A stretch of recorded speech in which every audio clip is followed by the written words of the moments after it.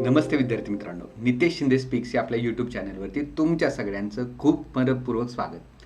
ज्या विद्यार्थी मित्रांनी अजून चॅनलला सबस्क्राईब केलं नसेल त्यांनी नक्की चॅनलला सबस्क्राईब करून घ्या, कारण आगामी परीक्षेसाठी महत्त्वाच्या असणाऱ्या चालू घडामोडी आपण या चॅनलच्या माध्यमातून बघणार आहोत. तो आपला तुमच्या सगळ्यांचा चॅनल आहे नितेश शिंदे स्पीक्स. आगामी गट क असेल, गट ब असेल, पोलीस भरती, तलाठी भरती, त्यानंतर ग्रामसेवक इत्यादी सरळ सेवा परीक्षांसाठी आवश्यक असणारा चालू घडामोडी या विषयाचा काही आढावा आपण गेल्या काही सत्रांपासून घेत आहोत आणि आजच्या सत्रामध्ये आपल्याला क्रीडाविषयक घडामोडींच्या संदर्भात काही गोष्टी बघायच्या आहेत. त्यामुळे जास्त वेळ न घेता सुरू करूयात आजचं सेशन क्रीडाविषयक घडामोडी. विद्यार्थी मित्रांनो, क्रीडाविषयक घडामोडीमध्ये सगळ्यात पहिली गोष्ट आपण बघूयात IPL स्पर्धांबद्दल.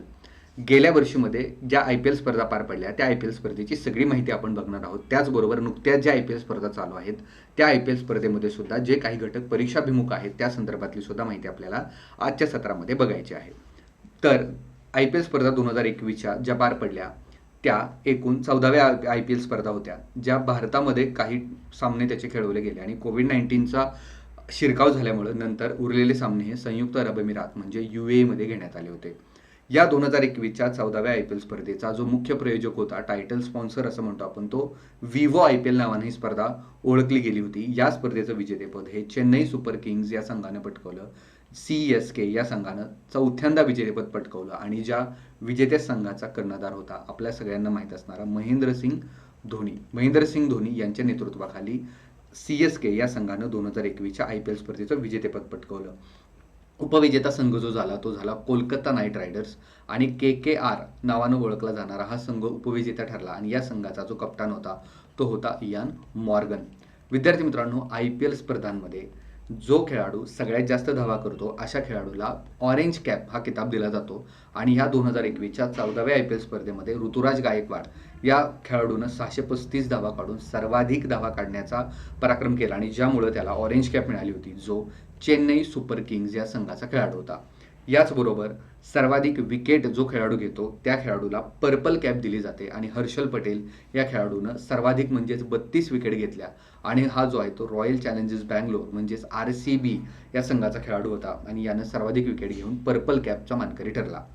या 2021च्या 14व्या IPL स्पर्धेमध्ये हर्षल पटेल हाच खेळाडू जो RCBचा होता तो मालिकावीर सुद्धा ठरलेला आहे. विद्यार्थी मित्रांनो, आत्ताची जी काय 2022ची IPL स्पर्धा चालू आहे या संदर्भात सुद्धा काही असे मुद्दे आहेत की जे परीक्षेला येऊ शकतात. जसं की ही 2022ची IPL स्पर्धा ही 15वी IPL स्पर्धा होती आणि आतापर्यंत ह्या IPL स्पर्धेमध्ये 8 संघ होते. आत्ताच्या 2022च्या 15व्या IPL स्पर्धेमध्ये 2 नवीन संघ त्याच्यामध्ये समाविष्ट झाले आणि आत्ता 10 संघांमध्ये ह्या IPL स्पर्धा खेळवली जाईल.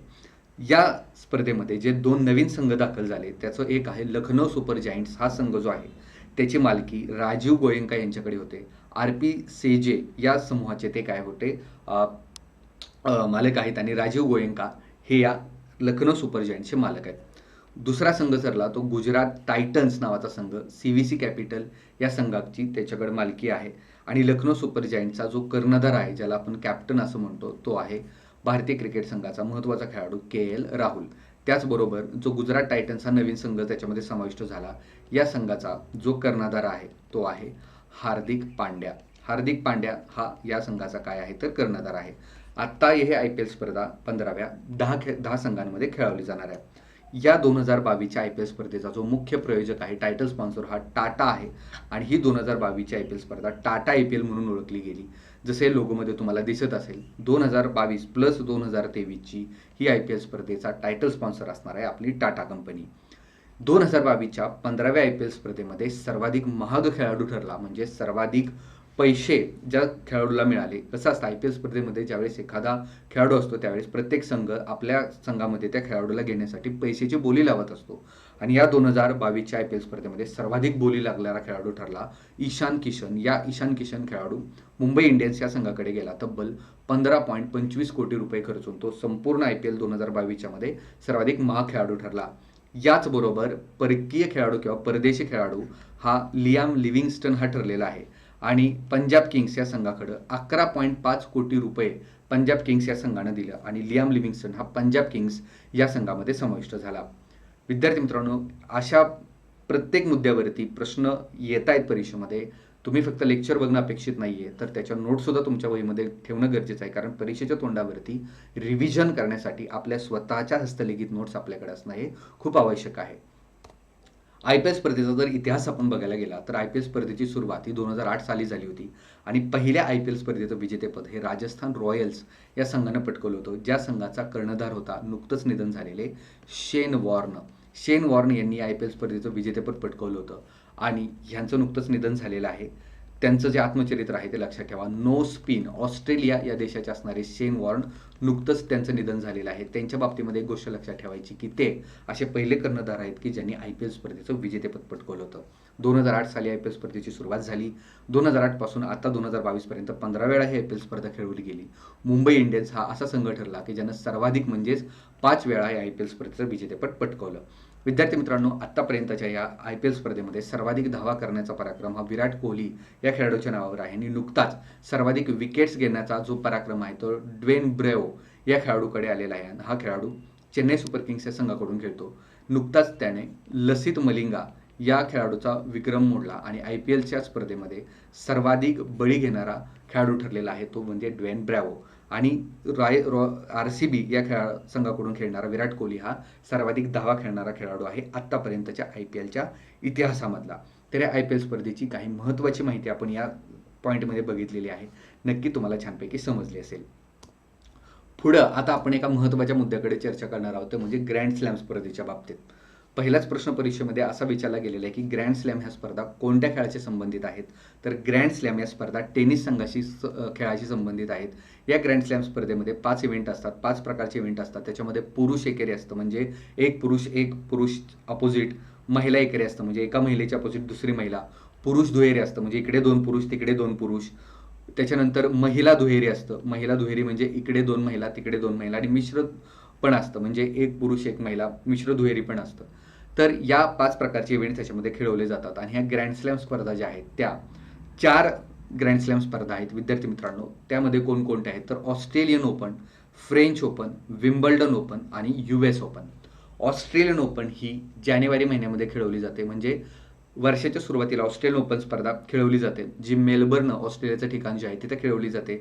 या स्पर्धेची सुरुवात 1905 झाली होती. जो हार्ड कोर्टवरती म्हणजे जो काय खेळ तो चालतो ते एक हार्ड असतं, खालचं ग्राउंड जे टेनिसचं असतं ते हार्ड असतं, हार्ड कोर्टवरती खेळवली जाणारी स्पर्धा आहे.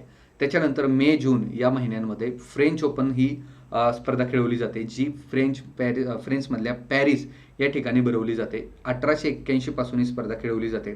तो क्ले कोर्ट असतो म्हणजे थोडासा चिखल टाईप पासून तयार झालेल्या मातीपासून तो क्ले कोर्ट असतो. त्याच्यानंतर विम्बल्डन ओपन स्पर्धा ही जून जुलैमध्ये भरवली जाते. इंग्लंडमध्ये भरवली जाणारी ही स्पर्धा इंग्लंडमधील लंडन या शहरामध्ये भरवली जाते आणि 1877 पासून सुरू असणारी ही विम्बल्डन ओपन स्पर्धा ग्रँड स्लॅममधील सर्वाधिक जुनी स्पर्धा म्हणून ओळखली जाते. कोणती तर विम्बल्डन ओपन, जी ग्रास कोर्टवरती खेळवली जाते म्हणजेच गवतासारख्या कोर्टवरती ती खेळवली जाते. आणि वर्षाच्या शेवटीच US ओपन स्पर्धा खेळवली जाते ऑगस्ट ते सप्टेंबर महिन्यामध्ये अमेरिकेतील न्यूयॉर्क या ठिकाणी. 1881 पासून ही स्पर्धा सुरू झाली, ही सुद्धा हार्ड कोर्टवरती खेळवली जाते. म्हणजेच ह्या 4 प्रकारच्या ग्रँड स्लॅम स्पर्धा आहेत. सुरुवात ऑस्ट्रेलियन ओपन पासून होते, शेवट अमेरिकन ओपन पासून होतो. सर्वात पहिली विम्बल्डन ओपन स्पर्धा आहे. आतापर्यंतच्या डेटमध्ये या 2022 वर्षाच्या फक्त ऑस्ट्रेलियन ओपन स्पर्धा काय झाल्या खेळवल्या गेलेल्या आहेत. त्याने ऑस्ट्रेलियन ओपन स्पर्धेबद्दलच आपल्याला या ठिकाणी माहिती बघायची आहे. 2022च्या ऑस्ट्रेलियन ओपन स्पर्धेचं विजेतेपद आपण महिला आणि पुरुष एकेरीच्या संदर्भात बघणार आहोत. तर पुरुष एकेरी या इव्हेंटमध्ये राफेल नदाल जे आहेत स्पेनचे त्यांनी विजेतेपद पटकावलं. त्यांनी डॅनियल मेदमेदेव जे आहेत रशियाचे त्यांचा पराभव केला आणि ग्रँड स्लॅम स्पर्धेमध्ये सर्वाधिक वेळा विजेतेपद करण्याचा पराक्रम हा राफेल नदाल यांनी केलेला आहे.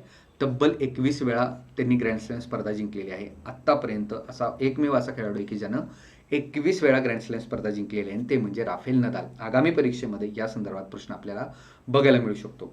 विद्यार्थी मित्रांनो, महिला एकेरी या स्पर्धेबद्दल जर आपण बघितलं तर ऑस्ट्रेलियाच्या असणाऱ्या एशेला बार्टी यांनी ऑस्ट्रेलियन ओपन स्पर्धेचं विजेतेपद पटकावलं आणि त्यांच्या संदर्भात एक महत्त्वाची माहिती अशी की त्यांनी नुकतंच आंतरराष्ट्रीय टेनिस स्पर्धेमधून नुकतीच निवृत्तीसुद्धा जाहीर केलेली आहे. तर कदाचित त्यांच्याबद्दलही प्रश्न आपल्याला परीक्षेत बघायला मिळू शकतो. आत्ता फक्त ऑस्ट्रेलियन ओपन स्पर्धा झालेली आहेत, पुढे जाऊन अजून काही स्पर्धा होणार आहेत, त्या संदर्भात सुद्धा आपण माहिती वेळोवेळी बघणारच आहोत. पुरुष एकेरी लक्षात ठेवा ऑस्ट्रेलियन ओपन राफेल नदाल स्पेनचे आणि महिला एकेरीमध्ये ॲशेला बार्टी ऑस्ट्रेलियाच्या. याच्यानंतर क्रीडाविषयक घडामोडींमध्ये अजून एक खूप महत्त्वाचा मुद्दा आपल्याला याच्यामध्ये बघायचा आहे की नुकतंच भारत आणि न्यूझीलंड यांच्यामध्ये एक कसोटी सामना खेळवला गेला होता आणि या कसोटी सामन्यामध्ये एकाच डावामध्ये 10 बळी किंवा 10ची 10 विकेट, जनरली 11 खेळाडू असतात, 10 विकेट झाली की ऑल आउट समजला जातो. तर या कसोटी सामन्यामध्ये 10ची 10 फलंदाजाला एकाच गोलंदाजानं बाद केलं आणि एकाच डावामध्ये 10 बळी घेण्याची ऐतिहासिक कामगिरी एजाज पटेल या खेळाडूनं पटकावलेली आहे. विद्यार्थी मित्रांनो, एजाज पटेल हे नाव जरी तुम्हाला इंडियन वाटत असेल तरी पण ते न्यूझीलंड या संघाचे खेळाडू आहेत. खूप इम्पॉर्टंट मुद्दा आहे, कारण कसं आहे की एजाज पटेल कोणत्या देशाचे आहेत तर ते न्यूझीलंडचे आहेत. इंडियन ओरिजिन आहेत, मुंबईमध्ये त्यांचा जन्म झालेला आहे, परंतु ते न्यूझीलंड संघाकडून खेळतात. त्यांनी एकाच डावामध्ये 10 विकेट घेतल्या आणि असा कसोटीच्या एकाच डावामध्ये 10 विकेट घेऊन पराक्रम करणारे ते तिसरे खेळाडू ठरलेले आहेत. आजपर्यंत 2 खेळाडूंनी याच्यापूर्वी एकाच डावामध्ये 10ची 10 खेळाडूंना बाद केलं होतं. त्याच्यामध्ये पहिले खेळाडू आहेत जिम लेकर, इंग्लंडचे. त्यांनी 1956 मध्ये ऑस्ट्रेलियाच्या विरुद्ध ही कामगिरी केली होती. दुसरे खेळाडूच असणारे भारताचे अनिल कुंबळे यांनी 1999 मध्ये पाकिस्तानच्या विरुद्ध ही कामगिरी केली होती. आणि तिसरे खेळाडू आहेत एजाज पटेल, यांनी हे न्यूझीलंडचे आहेत. 2021 मध्ये आता भारताविरुद्ध त्यांनी ही पराक्रम केला आणि हा सामना जो आहे तो मुंबईच्या वानखेडे स्टेडियमवरती झाला होता आणि या स्टेडियमवरती त्यांनी भारताच्या 10ची 10 फलंदाजाला आउट केलं एकाच डावामध्ये आणि असा पराक्रम करणारे ते तिसरे व्यक्ती ठरलेले आहेत. तर हा सामना कुठे झाला होता? वानखेडे स्टेडियमवरती झाला होता. तर या सगळ्या क्रीडाविषयक घडामोडी तुम्ही अगदी व्यवस्थितपणे बघून घ्या. याचा पार्ट 2 पार्ट 3 आपण डेली अपलोडच करणार आहोत. नक्की रेग्युलरली लेक्चर बघत चला, कारण या लेक्चरचा फायदा तुम्हाला आगामी परीक्षांमध्ये होणारच आहे. याच आतापर्यंतच्या गोष्टीवरती काही प्रश्न मी तुमच्या समोर आणलेले आहेत. या प्रश्नाची उत्तर तुम्ही नक्की कमेंट बॉक्समध्ये द्या, जेणेकरून तुमचा सराव होईल. प्रश्न पहिला आहे की नुकतीच 2022 साली कितवे ऑस्कर पुरस्कार जाहीर करण्यात आले? हा पहिला प्रश्न आहे. पुढचा प्रश्न आहे, सर्वोत्कृष्ट अभिनेत्याचा पुरस्कार विल स्मिथ यांना कोणत्या चित्रपटासाठी मिळाला? विल स्मिथ या अभिनेत्याला मिळाला होता. ऑस्कर पुरस्कार प्राप्त पहिल्या भारतीय महिला कोण आहेत? त्याचबरोबर सर्वोत्कृष्ट चित्रपट म्हणून कोणत्या चित्रपटाला यंदाचा ऑस्कर पुरस्कार मिळाला आणि सर्वाधिक नामांकन आत्ताच्या ऑस्कर पुरस्कारामध्ये कोणत्या चित्रपटाला मिळाले? असे 5 प्रश्न तुम्हाला मी अभ्यासासाठी देतो. याची कमेंटमध्ये तुम्ही नक्की उत्तर द्या. जर तुम्हाला प्रश्न येत असतील तर 100% देण्याचा प्रयत्न करा, जेणेकरून ती गोष्ट तुमच्या हातातून जाईल. तर कोणत्या चित्रपटाला पुरस्कार मिळालेला आहे? तर सर्वोत्कृष्ट चित्रपट म्हणून कोडा या चित्रपटाला सर्वोत्कृष्ट चित्रपटाचा पुरस्कार मिळाला आणि सर्वाधिक नामांकन जे आहेत द पॉवर ऑफ डॉग या चित्रपटाला सर्वाधिक मानांकन मिळाली होती. या ऑस्कर पुरस्कारांमध्ये तब्बल 12 नामांकन याच्यामध्ये मिळाले होते. हे प्रश्न ऑस्कर पुरस्काराच्या संदर्भातले होते. अजूनही काही प्रश्न आपण बघितले होते ज्ञानपीठ पुरस्काराच्या संदर्भातले होते. पहिला प्रश्न असा होता की ज्ञानपीठ पुरस्काराची सुरुवात कोणत्या वर्षी झाली? तर 1965 सगळ्यात पहिल्यांदा ज्ञानपीठ पुरस्कार दिला गेला होता आणि तो जी शंकर कुरूप यांना दिला होता. आणि हे मल्याळम कवी होते ज्यांना पहिला ज्ञानपीठ पुरस्कार मिळाला होता. ज्ञानपीठ पुरस्कार किती भाषांसाठी दिला जातो? भारतीय राज्यघटनेतल्या 8व्या परिशिष्टातील 22 भाषा प्लस इंग्रजी अशा एकूण 23 भाषांसाठी ज्ञानपीठ दिला जातो. ज्ञानपीठ पुरस्कार प्राप्त पहिल्या महिला कोण आहेत? तर आशापूर्णा देवी या ज्ञानपीठ पुरस्कार प्राप्त पहिल्या महिला आहेत. बंगाली भाषेसाठी त्यांना 1976 साली ज्ञानपीठ मिळाला होता. 56वा आणि 57वा ज्ञानपीठ अनुक्रमे कोणाला मिळाला? तर 56वा ज्ञानपीठ जो आहे तो नीलमणी फुकन यांना मिळालेले आहेत आणि नीलमणी फुकन जे आहेत ते आसामी कवी आहेत आणि आसामी भाषेसाठी त्यांना हा पुरस्कार मिळाला 56वा. आणि 57वा ज्ञानपीठ जो आहे तो दामोदर मावजो यांना मिळाला होता आणि दामोदर मावजो जे आहेत त्यांना हा पुरस्कार कोकणी भाषेसाठी मिळाला होता. हे सुद्धा आपण डिस्कस केलेलेच आहे. कोणत्या भाषेसाठी अद्याप एकदाही ज्ञानपीठ मिळालेलं नाही? तर सिंधी भाषेसाठी अद्याप एकदाही ज्ञानपीठ पुरस्कार मिळालेला नाही. तर असे ज्ञानपीठ पुरस्कारावरचे सुद्धा प्रश्न आपण घेतले होते. विद्यार्थी मित्रांनो, आता कालच्या सत्रामध्ये आपण काही प्रश्न याच्यामध्ये डिस्कस केले होते की बुकर पुरस्कार जो आहे 2021चा तो खालीलपैकी कोणाला मिळालेला आहे? तर बघा, बुकर पुरस्कार जे कालच्या बुकर वगैरे सगळे पुरस्कार आपण बघितले त्या संदर्भातले हे प्रश्न आहेत. तर 2021चा जो बुकर पुरस्कार आहे तो दक्षिण आफ्रिका या देशाचे असणार आहे आणि दक्षिण आफ्रिका देशाचे पुस्तक पण लक्षात ठेवा. तो पुस्तक आहे द प्रॉमिस या पुस्तकासाठी डॅमन गॅलगेट यांना मिळाला होता. डॅमन गॅलगेट यांना मिळाला होता. दक्षिण आफ्रिकेचे असणारे द प्रॉमिस या पुस्तकासाठी. आंतरराष्ट्रीय बालशांतता पुरस्कार 2021 कोणाला मिळाला, हा सुद्धा प्रश्न आपण घेतला होता. तर विहान अग्रवाल व नव अग्रवाल यांना हा 2021चा आंतरराष्ट्रीय बालशांतता पुरस्कार मिळाला होता. मिस युनिव्हर्स स्पर्धेचं विजेतेपद भारतानं कितव्यांदा पटकवलं आता, तर 2021च्या मिस युनिव्हर्स स्पर्धेचं विजेतेपद हरनाथ संधू यांनी पटकवलं आणि भारतानं तिसऱ्यांदा विजेतेपद पटकवलेलं आहे. 1994ला सुष्मिता सेन, 2000ला लारा दत्ता आणि आता 2021ला हे हरनाथ संधू यांनी पटकवलं. भारताला तिसऱ्यांदा विजेतेपद मिळालेलं आहे. मिस वर्ल्ड स्पर्धेचं विजेतेपद प्रथम कोणत्या भारतीय महिलेनं पटकवलेलं आहे, तर 1966 साली रीटा फारिया यांनी या स्पर्धेचं विजेतेपद पटकवलं होतं आणि त्या पहिल्या भारतीय महिला ठरल्या होत्या मिस वर्ल्ड होणाऱ्या. ओके, मिस वर्ल्ड होणाऱ्या, करेक्ट. आणि भारतानं आतापर्यंत 6 वेळा मिस वर्ल्ड स्पर्धा जिंकलेली आहे, मिस युनिव्हर्स 3 वेळा. आंतरराष्ट्रीय बुकर पुरस्कार 2021चा डेव्हिड डिओप यांच्या कोणत्या पुस्तकाला मिळाला होता, तर at night all blood is black. At night all blood is black हा आंतरराष्ट्रीय बुकर पुरस्कार डेव्हिड डिओप यांच्या या पुस्तकाला मिळाला होता. असे काही प्रश्न मी तुमच्यासाठी दिले होते अभ्यासाला. बरेचसे विद्यार्थी मित्र खूप छान पद्धतीनं कमेंट बॉक्समध्ये या प्रश्नांची उत्तरं देत आहेत. अशीच उत्तरं देत चला, जेणेकरून तुमचा सराव होईल. आजच्या या सेशन्समध्ये तुम्हाला काही प्रश्न मी अभ्यासासाठी देतो आहे. तो पहिला प्रश्न असा आहे की राजीव गांधी खेलरत्न पुरस्काराचे नवीन नाव काय आहे? भारतरत्न पुरस्कार मिळवणारा पहिला खेळाडू कोण आहे? फुलराणी या नावाने कोणते खेळाडू ओळखले जाते? रणजी चषक कोणत्या खेळाशी संबंधित आहे? आणि टोकियो ऑलिम्पिकमध्ये सुवर्ण पदक कोणत्या भारतीय खेळाडूनं पटकवलं?